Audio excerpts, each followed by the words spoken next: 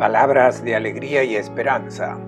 Es el domingo 19 del tiempo ordinario del año B, la lectura del Juan 6, 41, 51. Y el comentario es del padre Fernando Armelini.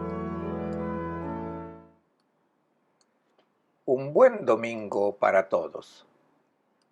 La semana pasada escuchamos a las multitudes de Cafarnaúm que le decían a Jesús que en el desierto Moisés les ha dado el pan que había bajado del cielo. Pero Jesús respondió inmediatamente: eso no es cierto. Moisés nunca les dio el pan que bajó del cielo. Él les dio el maná, que es el pan material que alimenta la vida biológica en la tierra. Les ha dado el alimento que todos los animales necesitan, pero este alimento no es suficiente para ser humano. Los judíos no distinguen entre tres reinos como nosotros: el reino mineral, el reino vegetal, el reino animal. Dicen que hay un cuarto reino, el reino humano, y que quien pertenece a este cuarto reino necesita alimentarse con otro pan, que es la sabiduría de Dios, que para los judíos se encarna en la Torá. Y esta sabiduría de Dios, este pan que humaniza, viene del cielo. Con esta distinción entre el pan material que alimenta la vida que se acaba y el pan que viene del cielo, las multitudes solo podían estar de acuerdo con Jesús.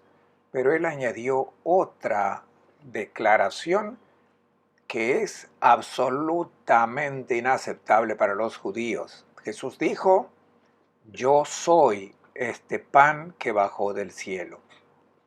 Y es sobre este tema que las multitudes reaccionan. Escuchemos. Los judíos murmuraban porque había dicho que era el pan bajado del cielo. Y decían: ¿no es este Jesús, el hijo de José? Nosotros conocemos a su padre y a su madre. ¿Cómo dice que ha bajado del cielo?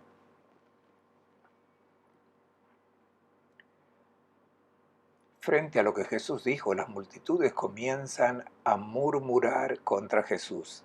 El verbo griego que se utiliza, gongízete, no significa refunfuñar, murmurar, sino que significa disputar, indignarse, rechazar resueltamente lo que ha dicho. ¿A qué se debe esta reacción escandalosa a lo que Jesús dijo?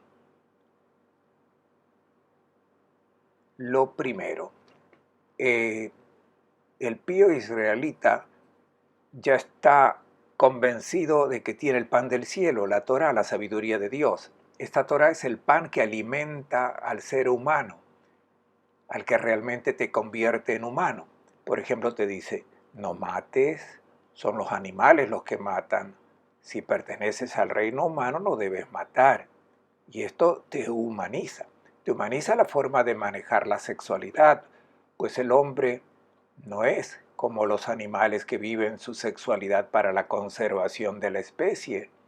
Y por eso te dice que si quieres pertenecer al reino humano, no cometas adulterio. Te dice que no guardes rencor en tu corazón. Te dice que si quieres ser un hombre de verdad, debes tener un solo Dios, no tengas otros ídolos. El israelita está convencido de que no necesita ningún otro pan. Se siente plenamente humano si cumple toda la Torá que ha descendido del cielo como don de Dios.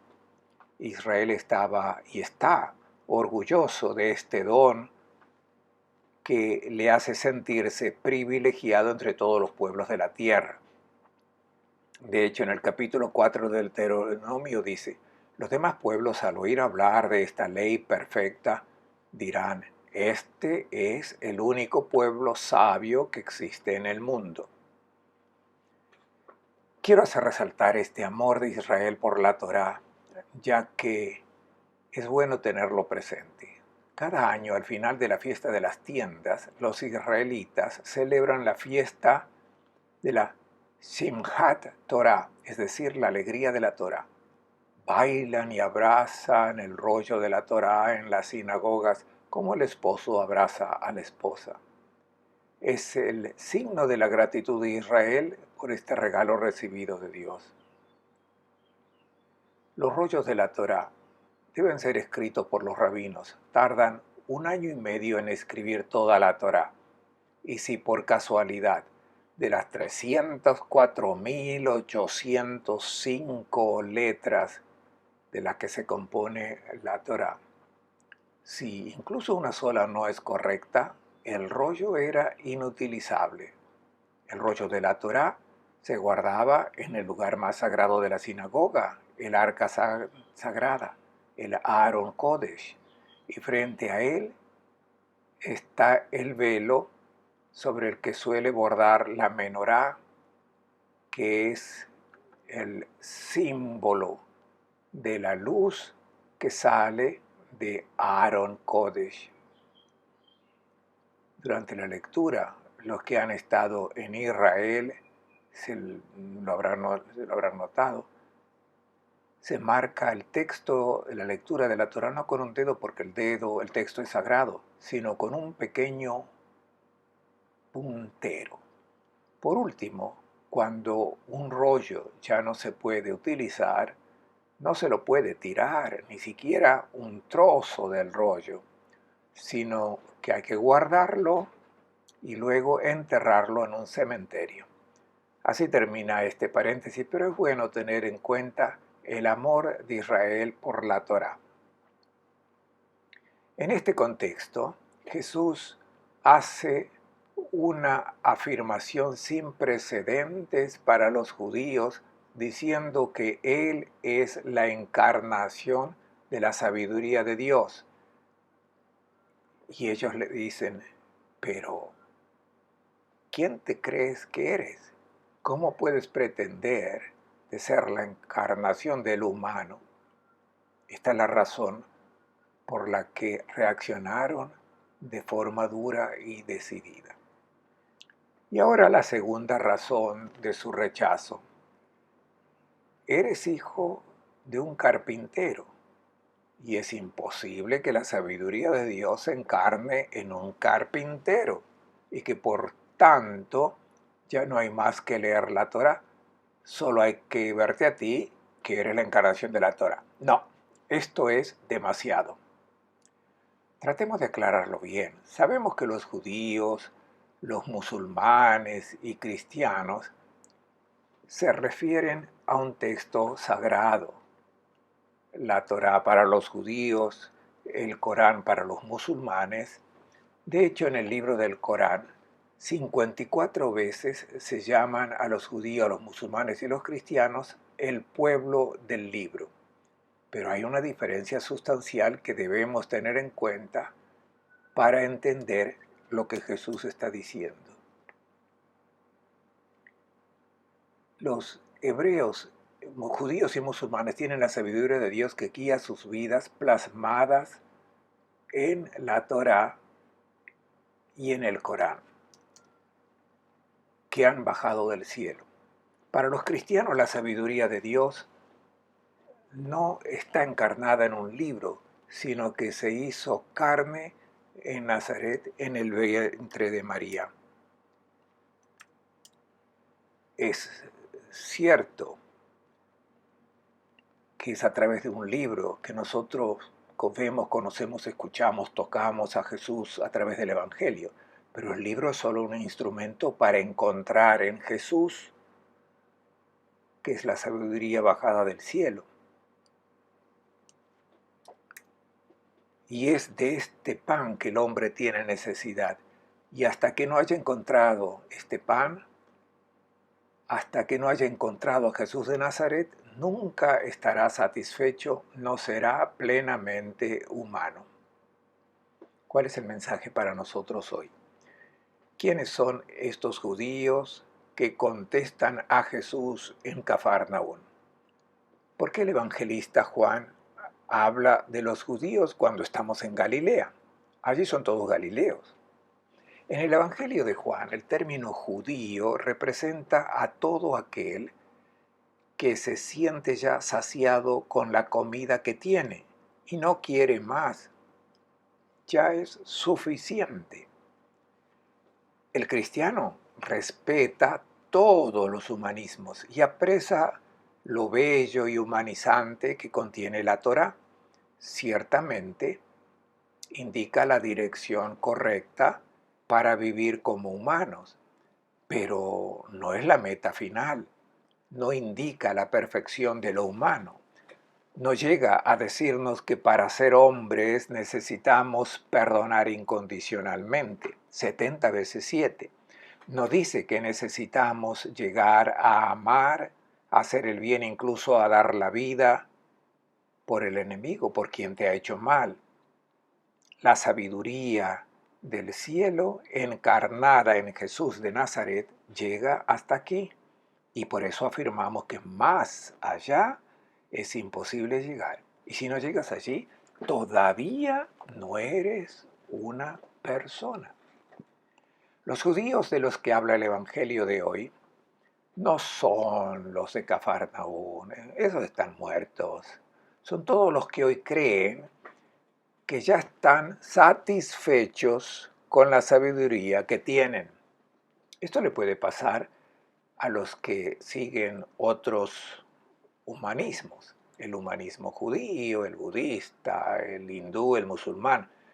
Pero judío en este sentido es también el bautizado, el cristiano que podría estar aún muy lejos de haber asimilado a Cristo, lejos de haber asimilado al hombre perfecto que es Jesús de Nazaret. Podría haber probado algunas migajas del Evangelio, pero luego se detuvo ante alguna buena recomendación, no aceptó ir más allá porque acoger todo este pan. Por lo tanto, aún no ha captado el humanismo de Jesús de Nazaret. Es el judío que está presente en cada uno de nosotros. Y ahora Jesús nos ayuda a identificar a estos judíos que están en nosotros para hacernos descubrir cómo Él defiende su propia posición, cómo justifica el rechazo del pan del cielo que es Cristo. Escuchemos.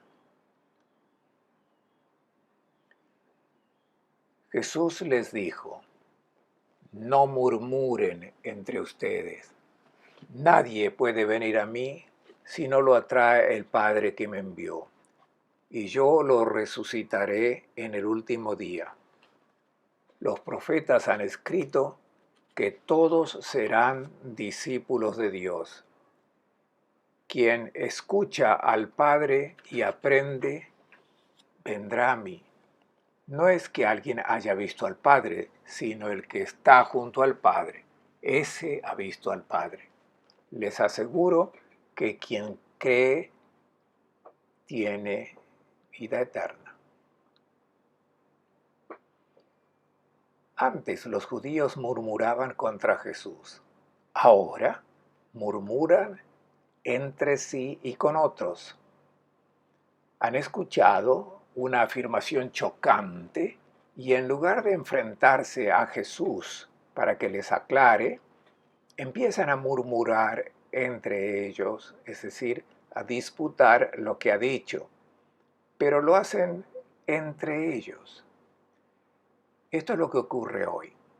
Cuando nos encontramos ante Jesús a través de la propuesta de su evangelio y de su palabra, inevitablemente nuestra forma de pensar, de razonar, de vivir bien, es puesta en cuestión, se ve alterada, porque esa forma de razonar está tan lejos de la nuestra como el cielo de la tierra. Y entonces, ¿qué hacemos?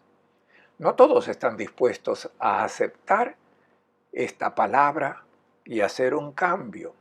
Nos inclinamos instintivamente a defender nuestras posiciones, a proteger nuestras convicciones, lo que siempre hemos hecho y creído. Incluso los cristianos practicantes pueden rechazar la propuesta evangélica. Hoy tenemos una luz del Evangelio, una luz sobre Cristo que no teníamos hace unas décadas, y de frente a este pan nuevo, incluso muchos cristianos prefieren el pan que han estado comiendo hasta ese momento y rechazan la novedad de Cristo. ¿Cómo justifican su elección? ¿Cómo defienden su posición desde la propuesta provocativa que tiene del Evangelio? Se comportan exactamente como los judíos de Cafarnaún. Comienzan a murmurar y a protestar. No se confrontan con el Evangelio, sino entre ellos. Es decir, van a buscar a otro judío que piense como ellos, se confrontan para confirmar que tienen razón, que tienen que seguir viviendo así. Y de hecho el otro judío les dirá: olvídalo, es un hereje, es uno que está enamorado de las cosas nuevas, de la moda, pero se está alejando de la verdadera tradición. Esta es la razón por la que el judío va con otro judío solo para evitar confrontarse con el Evangelio, con Cristo. Si el judío que está dentro de nosotros nos lleva instintivamente a no dejarnos convertir, la de Jesús entonces es una batalla perdida. Pero por eso Jesús nos habla de la necesidad de tomar conciencia de que hay una intervención del Padre Celestial.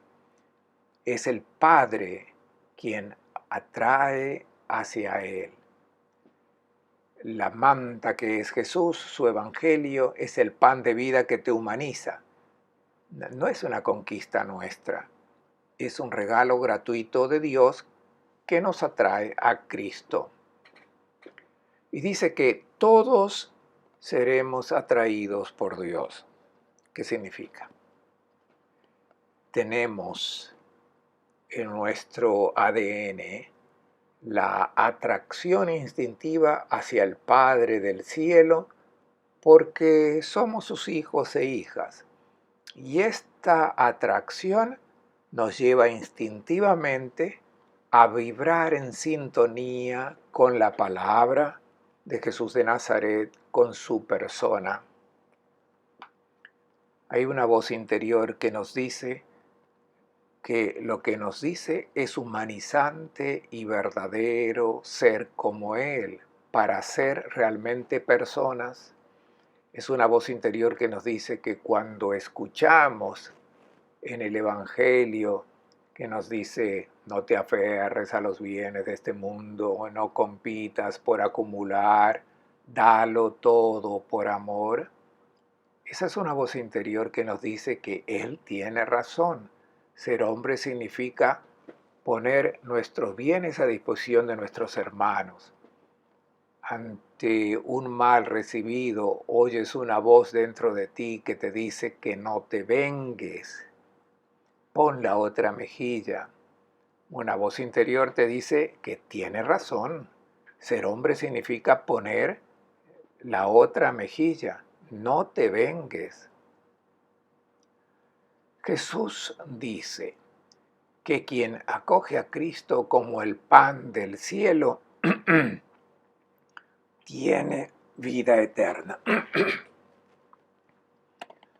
No que la tendrá en el futuro como premio.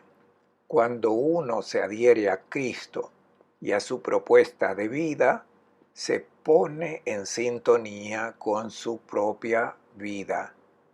La vida que dura para la vida eterna. La vida que se alimenta con la sabiduría que viene de Dios, con el pan del cielo. Y ahora Jesús comienza a presentarse como pan para comer. Aún no habla de la Eucaristía, sino de un pan para asimilar lo que viene del cielo. ¿Qué es Él? Escuchemos. Yo soy el pan de la vida. Sus padres comieron el maná en el desierto y murieron. Este es el pan que baja del cielo, para que quien coma de él no muera. Yo soy el pan vivo bajado del cielo. Quien coma de este pan vivirá siempre. El pan que yo doy para la vida del mundo es mi carne. Jesús nos ha hablado del pan, pero solo en este momento de su discurso introduce el verbo comer. A los judíos que le están escuchando dice, sus padres en el desierto comieron maná. Pero el maná no era un pan que bajara del cielo, alimentaba una vida que perece. De hecho, todos murieron. Dice Jesús, yo soy el pan vivo que bajó del cielo. Si alguien come de este pan, vivirá eternamente y el pan que yo daré es mi carne para la vida del mundo. ¿Qué nos está diciendo Jesús? Tratemos de entender porque no es difícil y es extremadamente importante para nuestra vida. Si Jesús nos hubiera dado pan material, estaríamos agradecidos, pero no hubiera sido un gran regalo porque hubiera sido para una vida que perece. Nos está hablando ahora del regalo de una vida del eterno. Ante todo, este verbo comer es extremadamente importante para entender la Eucaristía que a lo largo de los siglos ha sido ofuscada en su significado por tantas devociones. El verbo comer, phagein, se repite 11 veces en este capítulo. Luego hay otro verbo mucho más fuerte, trogein, en griego que significa triturar, masticar. Y luego hay otro verbo, bere, que se repetirá 3 veces. Jesús no está hablando todavía de la Eucaristía, sino que está preparando este tema en su verdadero significado. Tratemos de entender. La metáfora del pan de vida se utiliza en la Biblia para indicar la palabra de Dios, que es pan de vida. Dice el profeta Ezequiel, el Señor dice al profeta, Hijo del hombre, come este rollo, luego ve y habla a los israelitas. O sea, asimílalo no solo con tu mente, sino encarna en tu vida esta palabra y luego comunícalo a la gente. Este es el verbo comer que aquí se usa en el sentido de asimilar, hacer carne de tu propia carne esa palabra de Dios. Y solo cuando la anuncio con la palabra, pero luego la veo encarnada en mi vida, mi anuncio se vuelve convincente. También el profeta Jeremías que dice, al encontrar tus palabras, oh Señor, las devoré con avidez y tu palabra fue el gozo y la alegría de mi corazón. Es el verbo comer que significa asimilar esta palabra de Dios. Jesús dice, el pan que yo doy es mi carne. ¿Qué significa esta palabra carne? Para no malinterpretar el sentido que Jesús da de comer su carne. En la concepción semítica, la carne no indica a los músculos, y esto es un malentendido peligroso. Incluso cuando se habla de la resurrección de la carne, muchos siguen pensando en la recomposición de los músculos. no es así. La carne en sentido bíblico no son los músculos, es la persona entera, pero considerada en su aspecto de criatura débil, transitoria y sobre todo una criatura mortal. Eso es carne, para decir que la persona es efímero, frágil, débil, sujeto a la muerte, y dicen que el hombre es carne. No es un desprecio a la condición humana, es simplemente reconocer el hecho de que la realidad de la condición humana es esta. El Salmo 78 dice: muchas veces el Señor ha aplacado su ira ante los pecados cometidos por su pueblo y no los castigó porque recordó: tengo que ser paciente porque son carne, un aliento que se va y no vuelve. Tengamos en cuenta que este es el significado bíblico de carne. El evangelista Juan, cuando escribe que la palabra se hizo carne, la palabra de Dios, la revelación de Dios se hizo hombre en Jesús de Nazaret, uno de nosotros, no por su apariencia externa, sino que se hizo semejante a nosotros en todos los sentidos. Asimiló todas nuestras formas de vida, pero con toda su fragilidad, sus límites, su precariedad, incluida la muerte. La palabra, al hacerse hombre, se hizo carne, se hizo mortal. Entonces, ¿qué significa esta expresión comer su carne? Significa aceptar, asimilar, hacer propia la sabiduría de Dios que vemos encarnada en un hombre con una frágil naturaleza humana, presente en Jesús de Nazaret. Si miramos a Jesús de Nazaret, vemos al hombre perfecto. Por tanto, Jesús no está haciendo una propuesta caníbal. A sus oyentes lo entendieron muy bien, no se escandalizaron por la propuesta que hizo. No, entendieron la provocación que hacía Jesús. Ustedes piensan humanizarse perfectamente comiendo el pan de la sabiduría de la Torá. Ahora, la sabiduría de Dios está presente en esta carne de hombre frágil, el hijo de un carpintero. Se trata de asimilar su sabiduría. Y seguimos sin hablar de la Eucaristía.